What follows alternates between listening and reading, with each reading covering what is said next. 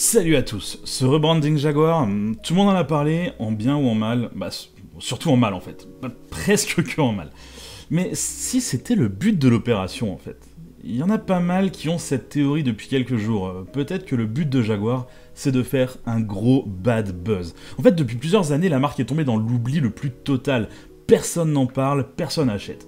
Un changement de logo classique n'aurait pas fait réagir, alors ils ont décidé de mettre un gros coup de pied dans la fourmilière. Ils ont bien fait. Ça, je pense que personne ne le sait pour l'instant. Avant de plonger tête baissée dans cette vidéo, je voudrais vous parler de cette BMW M4. Regardez-moi l'état de la voiture. Alors évidemment, ceci est un rapport du sponsor de la vidéo Car Vertical. Et il faut savoir que cette M4 était en vente en France il y a vraiment pas longtemps. Donc cette voiture a été entièrement réparée. Honnêtement, quand je vois les photos, je vois pas comment c'est possible que cette voiture ait été réparée. Tout l'avant a pris feu, tout le moteur a cramé. Regardez-moi à l'intérieur, il est mort. Je sais pas comment ça a pu être réparé. Mais pourtant, regardez-moi ça. La voiture a été accidentée en... il y a déjà 60-70 000 euros de réparation, c'est intéressant de le noter. La voiture a été accidentée en 2019, donc voilà, dommage détecté en 2019.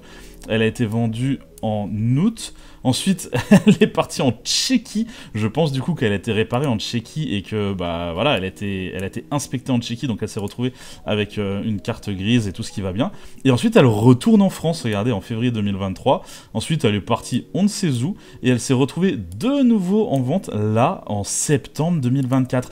Donc là, il y a 2 mois, quelqu'un a acheté cette M4 en France. Je vous rappelle que les photos sont quand même terrifiante. Regardez-moi l'état de la voiture. Ça, aujourd'hui, ça roule en France, ça a été entièrement réparé. J'ose espérer que la personne qui l'a acheté est au courant que sa voiture ressemblait à ça à un moment. Parce que si tu achètes une M4 et que tu sais pas qu'elle a cramé, franchement, ça fait mal de voir les photos par la suite. Enfin, quoi qu'il arrive, quoi qu'il en soit, faites toujours un rapport Car Vertical avant d'acheter une voiture d'occasion. Je vous invite à aller sur le lien qui est dans la description en utilisant le code Laurent. Bon, cette publicité, je pense que tout le monde l'a vue, elle se détache vraiment de l'univers Jaguar. Le but, c'est de faire du woke. C'est presque caricatural tellement le trait est forcé. On a tous les codes, on n'oublie rien. Les acteurs sont méticuleusement choisis. Les vêtements, les couleurs, les messages affichés à l'écran. Tout est fait pour vous choquer. Le but de la marque étant de se réinventer complètement et de faire parler. Et il faut dire que la marque, elle en a terriblement besoin. Vous allez me dire que faire une publicité comme ça, c'est se mettre à dos les clients actuels de la marque. Tous ces amoureux de belles formes, de belles mécaniques, le verre bouteille, les boiseries laquées et le cuir beige. Mais ils sont où ces gens quand il s'agit d'acheter des Jaguars neuves? En 2023, Jaguar a vendu 64 000 voitures dans le monde. Volvo c'est 700 000, Lexus c'est 800 000, Tesla c'est 1,8 million, BMW c'est 2,2 millions. Il n'y a pas de clientèle traditionnelle à préserver chez Jaguar parce que la vérité c'est qu'il n'y a plus de clients. Aujourd'hui, Jaguar a plus grand chose à perdre. Alors ils jouent le tout pour le tout. Ça veut dire qu'ils arrêtent de faire du Jaguar pour autant? Ah, j'en serais pas aussi sûr. Vous avez sûrement vu ce concept appelé Type 00. C'est un énorme coupé très luxueux, très impressionnant, avec un capot qui pourrait loger un V12. Pourtant, c'est full électrique. Et là on se dit, c'est quand même vachement phallique comme concept pour une marque qui a une communication ultra woke. Si je n'avais pas vu la publicité, je me serais dit, ils vont faire un e-pace encore plus œuf, et ils vont appuyer autant que possible sur la conduite autonome. Ils vont faire un petit salon sur roue avec les sièges face à face, comme tous les concepts d'étudiants en design depuis 20 ans. Sauf que voilà, avant d'avoir vu la publicité, j'avais vu ces spy shots là. Donc je savais qu'un gros truc arrivait chez Jaguar. C'est pour ça que j'ai eu du mal à réagir au début sur cette communication. J'avais même fait ce petit Photoshop rapidement de ce que pourrait donner cette future Jaguar. Je me suis amusé à mettre en easter egg dans la vidéo de Brunei d'ailleurs, vous êtes quelques-uns à l'avoir repéré. Maintenant que le concept est sorti, je me rends compte que je me suis pas trompé. La voiture de série devrait ressembler à un truc dans ce genre-là. Ce concept, parlons-en d'ailleurs, parce que le modo de Jaguar c'est copy nothing.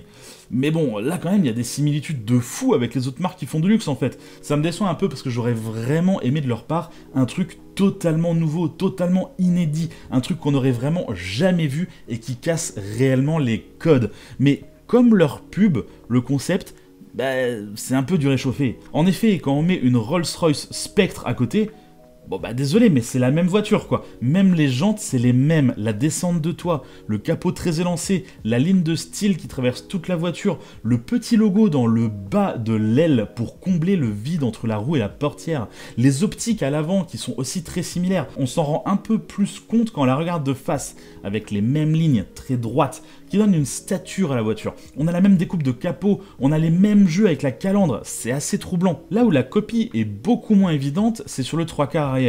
Effectivement, là c'est assez original. On n'a pas de lunettes arrière, un peu comme sur Polestar. On a des formes extrêmement simples, de grandes zones plates et vides. Et forcément cette énorme grille à l'arrière qui vient cacher ces deux lignes de feu arrière. Alors pour le coup, ça c'est un truc qui me plaît. C'est la signature lumineuse à l'arrière. Si toutes les Jaguars sont comme ça à partir de maintenant, je pense que ça peut être vraiment très sympa de nuit. Par contre, de jour, c'est quand même compliqué tout ça, hein. Les proportions du concept sont incroyables, mais ça manque énormément de raffinement. Ce long capot, ces arches de roue imposantes, cette cabine, tout sur l'arrière, ça marche vraiment bien, c'est très statutaire. Par contre, dans les détails, ça manque vraiment de raffinement justement. Cette grille, elle est vulgaire, on dirait un radiateur électrique de chez Brico Dépôt. Je comprends l'envie de faire quelque chose de simple, de faire épuré, de faire quelque chose de lisse, mais avec toutes ces arêtes fortes qui donnent une personnalité à la voiture. Mais là, c'est juste que ça marche pas quoi. Bon, je ne vais pas m'attarder trop longtemps sur l'intérieur parce qu'on s'ennuie quand même pas mal. On dirait que le concept a déjà 10 ou 20 ans, c'est extrêmement attendu, que ce soit dans les formes ou dans les matières. Honnêtement, il n'y a rien qui me surprend, il n'y a rien qui me séduit. En fait, on dirait un projet étudiant fait en quelques jours. Tout est plat, droit et vide. Je trouve honnêtement rien d'intéressant à en dire, ou presque. Je dis presque parce que, en fait, je me suis chauffé à faire un petit Photoshop du 3/4 arrière après m'être inspiré de l'intérieur. Parce que l'intérieur a beau être inintéressant possible, on a tout de même cette notion de ligne qui traverse toute la voiture.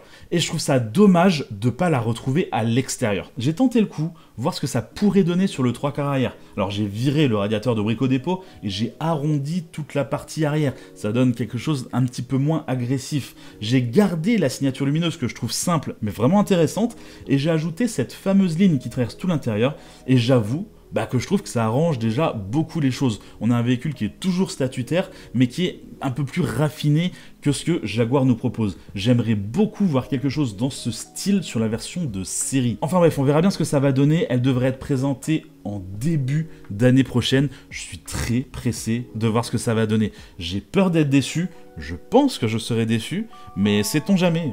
Peut-être que je serai surpris. Quoi qu'il en soit, je vous invite à regarder d'autres vidéos et à vous abonner si ce n'est pas déjà fait.